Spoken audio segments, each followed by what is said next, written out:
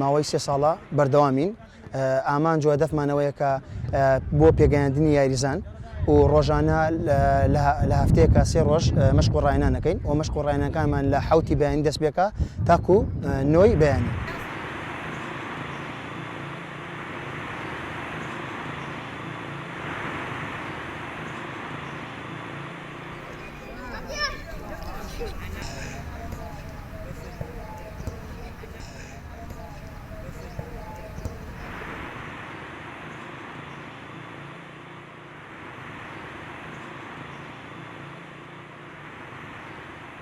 بەیانیان زۆر دەستن دێن بۆ مەشقەکانم گوێڕایەڵی مامۆستاکانم دەکەم و پابەندێک دەبووم و لە داهاتوودا حەز دەکەم بە یاریزانێکی باش.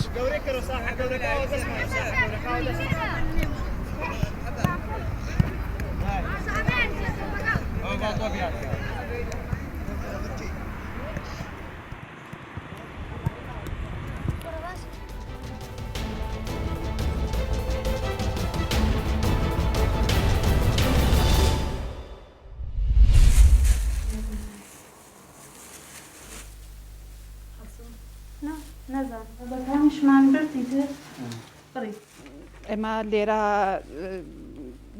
تەجەمۆیەکمان بوو گەبووچک بۆ بەستەبەنیکردنی ماسک بەنیەت ئەوەی کە بتوانین بۆ ئەخشارێ زەعیف و ئەخشارە کەم دەرامەدە جامە ئامان کە واقعاً لەم شەرایطە لەم وەزعیەتە نابەسامانی کۆرۆنا هەن لە تحت فشارە ناتوانن واقعاً تەهیەکەن دانێ لە عەزیزەکانمان دانێ لە خانمەکانمان ئەم ئیقدامە خەیرانەیە کردگا کە من خۆم لێرە بەجیا تەشەکوریان لێکەم مەمنونم لیان. لە ڕاستای مەسئولیەت ئیجتیماعی کا کێبوومان ئیقدام بە تۆزێ 13,000 دانا مەسک بێهداشتیمان کرد و بە ڕعایەتی پرۆتۆکۆلگەلی کامڵن بێهداشتی و هەرە جۆرەی خۆتان مشاهدەتان کرێ مام کارمان ئەنجام داگا و ئەمێشە بە خاترەوە بوو کە بۆ قشتێکی ئاسی پەزیرن وهانە حاشیەی شارای مە بتانین کۆمەکێکیان بکەین.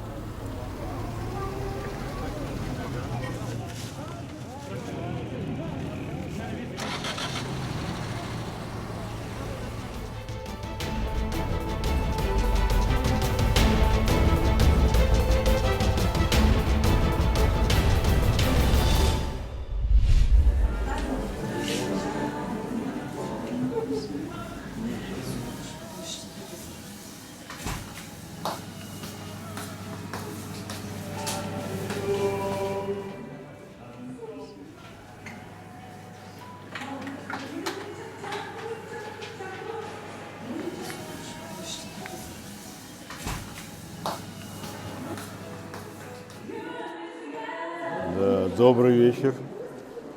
Сегодня у нас происходит закрытие 2 уникальных проектов.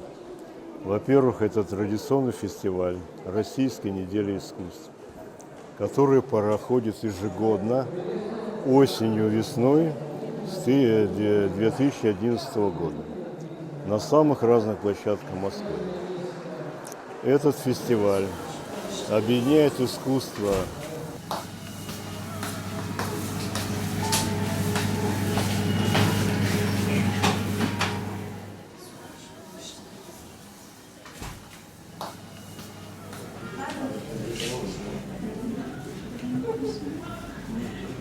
Мне 19 лет, я студентка Московского архитектурного института.